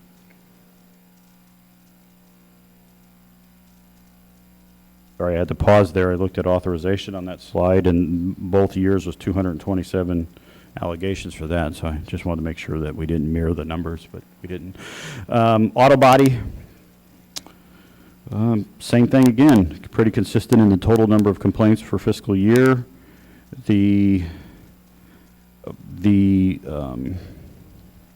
allegations are similar as well, with the exception of contractual, which, as we all know, contractual would still relate to the estimate and the authorization process. Small complaints start out, the complaint numbers are the same, or pretty consistent. Negligence And again, negligence can be something was damaged on the vehicle, the repair wasn't executed properly, and the consumer had to return their car, so they say they're negligent in the repair process, or something similar to that. It's a very broad statement that, or a broad category for our reps to fill out. Improper inspection is a little higher this year.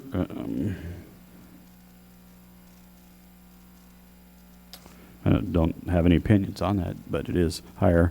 Then followed by transmission complaints, and the allegations here are mere fiscal year over fiscal year. Few less complaints this year, but still pretty consistent in the total numbers. Then we get to the other category. Was it last reporting period or possibly the one before for this meeting? We pulled the next three after this slide, the next three categories, trend categories, out of other to kind of shrink other. And so obviously that number is is much lower this year. And other allegations are the highest number of allegations in the other trend category. Pat and I laugh because there's an ongoing other conversation before the weeks before every one of these meetings. Is this where the refrigerator complaints fall under? A refrigerator might have fallen in under other, yes. So this used car transactions is one of the categories we pulled out of other. As you can see, for the fiscal year is 453 total complaints, and the largest allegation there is false and misleading statements. And again, that comes back to my ongoing message before this group, is that what leads to most of our complaints is just a misunderstanding or a lack of communication between the facility and the consumer, or the used car dealer in this case. That's followed up by unlicensed activity, with the largest allegation in unlicensed activity being unlicensed. So not only do we have an other, we now have an unlicensed. Interesting, we have unlicensed at the beginning and unlicensed activity at the end. May need to combine those two. And finally, vehicle warranty. Again, that is what it says. And these last three are only a half year's worth, because I think we just pulled them out, right? No, these correct? would be These the are entire fiscal year. Okay, Yeah, okay. we run the report for the fiscal year to gather the Oh, okay. codes, so it would have been everything for 15-16. Okay, thanks.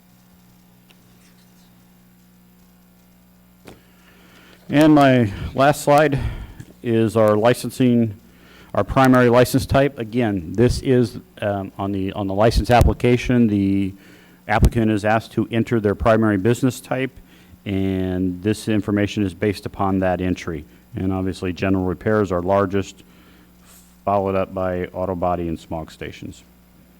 Any questions on these? Jack? Thanks, Bill.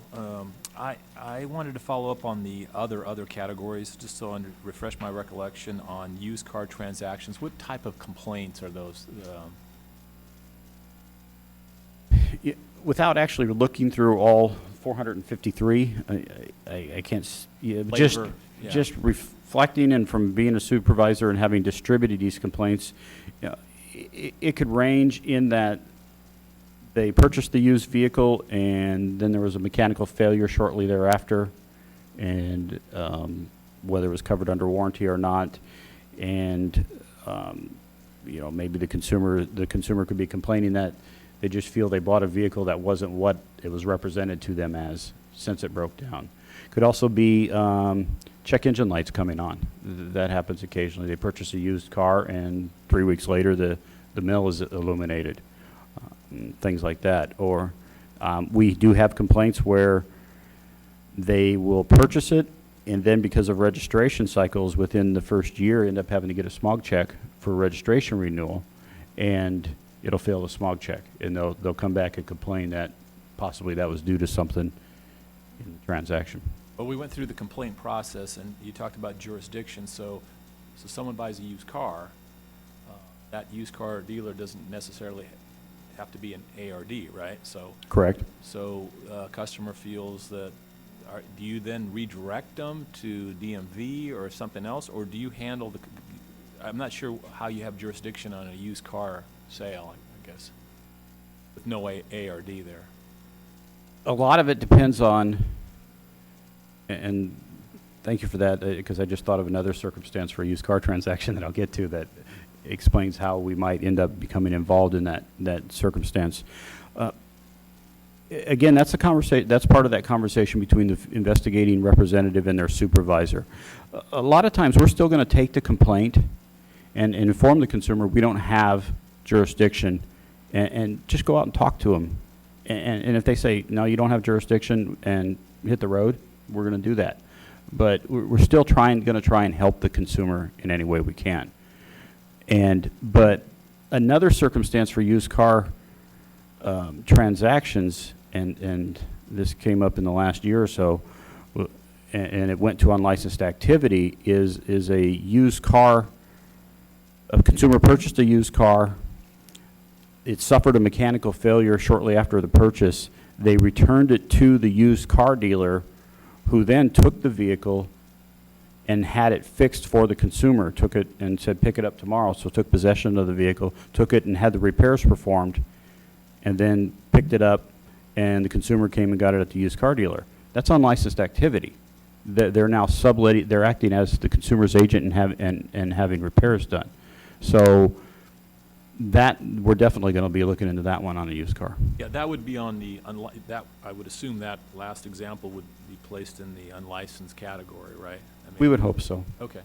Well, I'm just trying to understand on the used car transaction, 'cause jurisdictional point. I guess if they even have an ARD, but it was sold car, you'd still, it would be the same thing. You still wouldn't have jurisdiction on a used car sale. It was just interesting that you said you still go try to help the consumer when you don't even have jurisdiction. So, Well, we do have 543 registered used car dealers on the licensing slide. So the used car only dealer. So we could. so they are ARDs. Those are ARDs. So I'm not saying those 543 generate all 453 complaints, but that's one complaint per dealer per year. That's not an unreasonable number. Okay, thank you.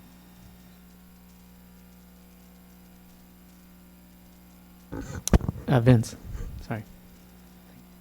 Does the bar track the number of complaints per shop, like to identify repeat offenders or shops that keep popping up with complaints? And are those shops moved on? Is anything like that done?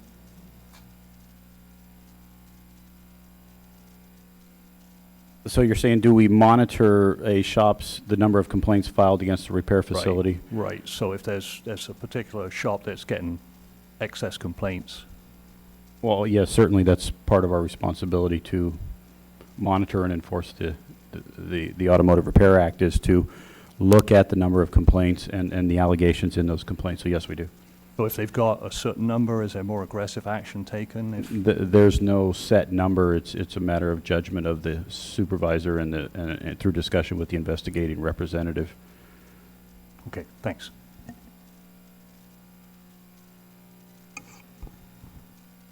Any other comments or questions for Bill? Bud Rice.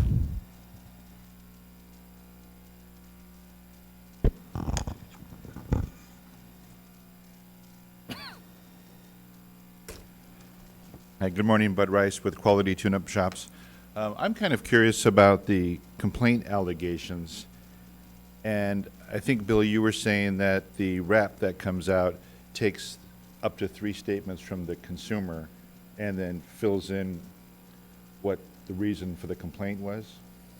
They will, as part of the complaint intake process and the initial contact with the consumer, the representative will discuss it and ask, well, what went wrong? What are your concerns? And out of that, we'll generate the allegations, report those, code those onto the report. Okay, then I guess where I'm curious is, after a discussion has occurred and the rep has had an opportunity to investigate a little bit, is there any changes to the complaint allegations? Because maybe two of them weren't true. Maybe this one is a good one, but these other ones are inaccurate or it's not true, but it doesn't show up in the statistics. No, unfortunately, we don't track this information is input as complaint intake information, and we don't track the ultimate outcome of every complaint because there's just so many variables that affect it. Got it. Okay. Thank you. Thank you, Bud. Anyone else? Okay, did we get any comments through the bar meeting email? Okay. Is that our last presentation?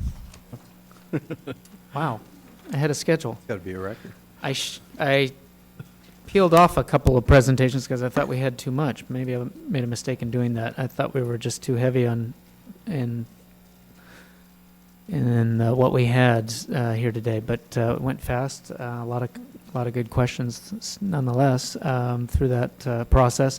Our next meeting is scheduled for Thursday, October 20th. Is it in this room or the bar headquarters number 2? This is bar headquarters number 1.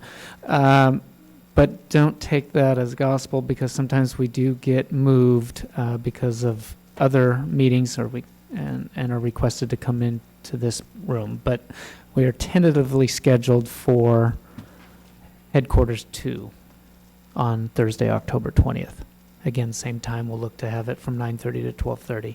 We're also going to look to have at least one other regulatory workshop on the heels of that advisory group meeting. We talked about the Bar 97 specification changes. I thought there was maybe one other one that came up, but I can't remember. But at least one regulatory workshop at the next meeting. Yes, Bud. Did I skip? Oh, I did skip over something.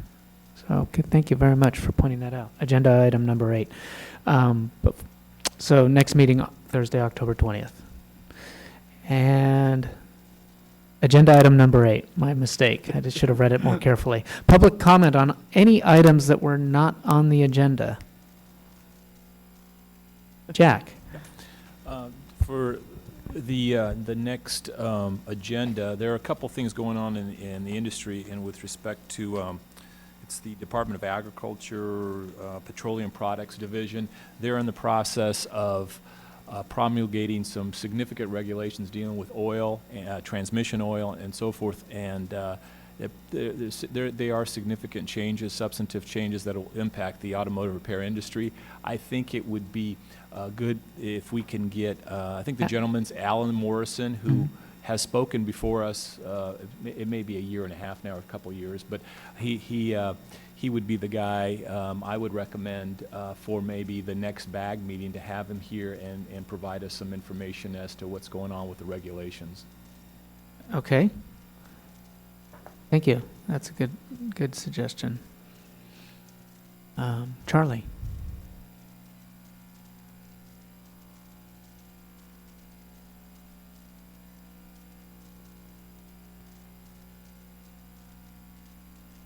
Yes, Charley Peters, Clean Air Performance Professionals, a coalition of motors. There has been a considerable amount of debate, issue of us utilizing corn whiskey in our gas tanks and or butanol, and who's supporting that, who's not, how that's affecting. The state of California has indicated that a significant factor in our process is concern over issues of global warming. This has been a significant issue in the state of California with the Air Resources Board involved and so on and so forth, and very significantly possibly a factor in our issues of environmental impact of the cars and appropriate policies. It's possible to have somebody from the Air Resources Board and or EPA, this is an EPA demand, to make a presentation to the group to have a better understanding of what's going on here and what appropriate actions are necessary by the state of California. Item 1. Item 2 is last meeting you had, we brought up the two issues that were supposedly being considered by the Bureau of Automotive Repair. One is we call the flag, which is reporting a car failing somewhere else before currently, and we believe that that should be considered to be entered after all the entries and doing a smog check, still providing the opportunity for the technician to reject the car or repair the car or whatever. And that supposedly has been being under consideration since 1991 when that notice was sent to the governor and the entire legislature signature required. And item 2 is an issue of the possibility of utilizing the emissions label for appropriate information that relates to things like warranty, and whether or not, as an example, currently if you call, okay, that's critical information in doing a smog check, does the car have the right catalytic converter, and that information is on the ARB website, and if you don't have the appropriate information to know what the engine family is, you have no way of determining that. They have no way of determining that. They can quiz the manufacturer and go through a process and get information as to whether or not, and they, you know, that whole thing there, we believe that if some information was entered off of the label, that could provide a significant amount of tools to the Bureau of Automotive Repair and the service industry to provide better quality services and less fraud and cheating and fix more of the cars that are broken. And those items we were asked to have on the agenda last time. That did not happen, so we'll make that request again, plus adding to that the possibility of having a discussion on the issues of mandated use of renewables by the Fed EPA in our fuel. Okay, thank you very much. I've got those suggestions down. I know that we've had prior presentations on the underhood label issue, and there have been some other things that have been happening, namely some surveys that the Air Resources Board has been doing with our roadside inspection teams to collect additional information as it relates to PZEVs and the low emission vehicles, and look at warranty related and advise consumers of those issues. So maybe we can get a presentation at the next advisory group meeting on that and any other recent happenings. As far as the flag issue that was also codified with AB 2289 to, I think I'll call it certificate blocking for certain problematic vehicles. That is a project that is under development at BAR. I don't know if we'll be ready to present anything at the next advisory group meeting, but certainly down the road. We've been talking about time frame for doing that, maybe a couple meetings later before we get to it. And then we'll talk about we'll talk to our engineers about getting someone from ARB possibly at an upcoming meeting on the issue that you brought up. Bud.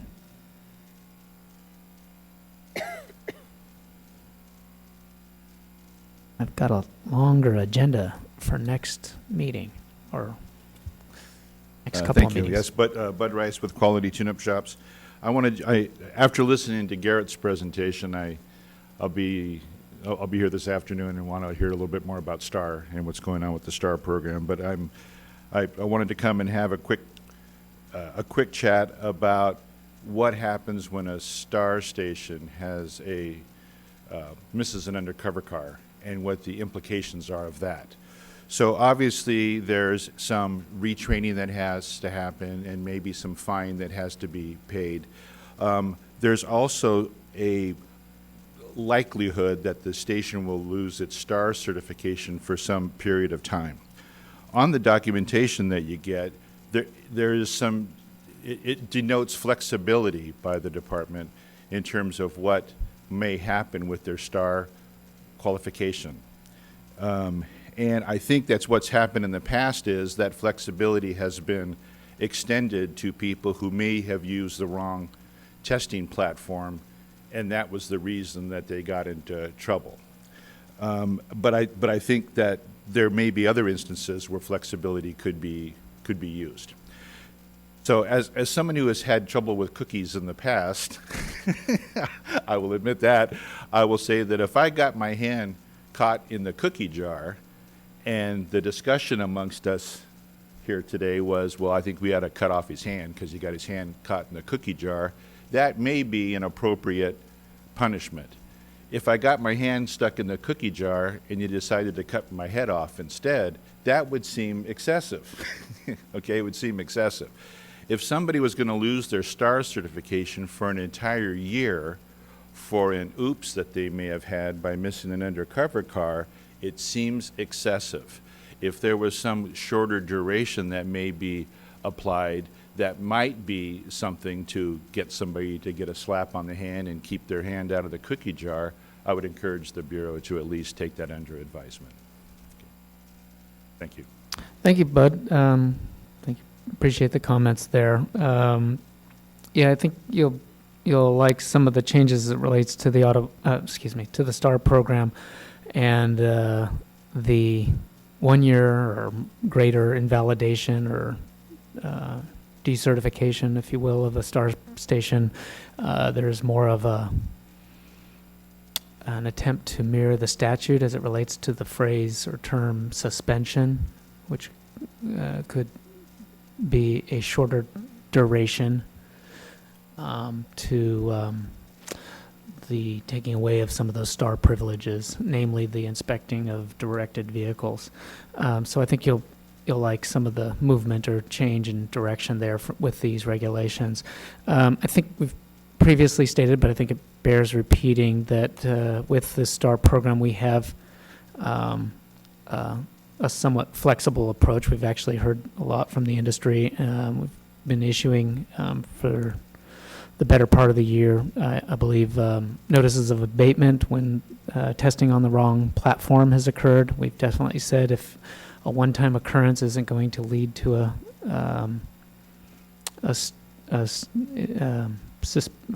invalidation of their STAR certification, obviously that's can't be taken. I don't want that to be taken out of context. Obviously, if there's a prior history or some other things, and this is just an aggravating factor to that could change that. But a one-time occurrence, definitely, we've made that comment that and the issuance of a notice of abatement isn't going to lead to that STAR decertification. We also have set up through the reform legislation that has come up a few times today, AB 2289 from 2010. We have an informal appeal process. I think Michael Lafferty gave a presentation at one of the last BAG meetings about that process. Been very, I don't know how people will view it. Successful, I guess, in weighing some of these issues out, and for STAR program related decertifications, and I can't remember the numbers off the top of my head, but very positive rate in terms of demonstrating that it isn't just a rubber stamp process or that there is some independence from the enforcement side of the shop. And they also do that, and that is required for any decertifications of STAR certification. And you have to go through that process before any formal appeal, before an ALJ could be filed. We also have a similar process, although it's not required, but it is available to anyone who is issued a citation on any matter relating to the STAR program, or as it relates to, to the smog program, or as it relates to unlicensed activity. So, and they have a pretty good rate in reviewing of those informal appeals. So that's the flexibility, I think, that's referenced in some of the paperwork that you are mentioning. Anyway, that's all I have to say on that. Is there any other comments or questions before we adjourn? Yes, over here.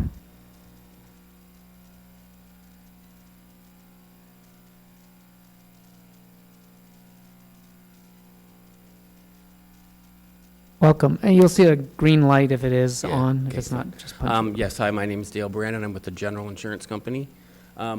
I know it was mentioned a little bit earlier about possibly bringing out the, having a presentation about the auto body repair portion.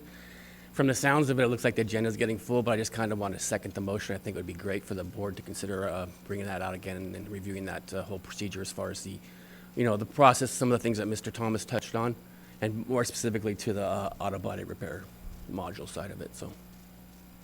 That one's at the top of the list. I think it's been It's, a few years since we yeah, did a it's been a presentation while. on the program, so it'd be good to. It's been a while, but also I can tell from what you're saying that your agendas for the next couple of meetings kind of maybe getting full. But It's starting to I get know we'd full. look forward to having it, so. Yeah. All right, All thank right. you. Thank you for the comment. And thank you for being here. Anything else before we adjourn? Okay, just a reminder, 2 regulatory workshops today in the same room, 2 p.m. on the electronic authorization and documents that we've been working on with various parties for over a year, and then STAR program cleanup at 3 p.m. today. Thank you all for attending. Oh, one last thing. I want to thank all the presenters. You do a great job. It's really tough coming up before everyone I know to do this and subject yourselves to questions and putting you on the spot. I appreciate, though, what you do. And also thank you to my staff for getting us prepared for the meeting. Again, Sergi, Vicky, and Zach do a great job. And I forgot Bryce Penny here, quietly helping us with the webcast, and from the Department of Consumer Affairs. Thank you, Bryce. All right, we are adjourned. Thank you all.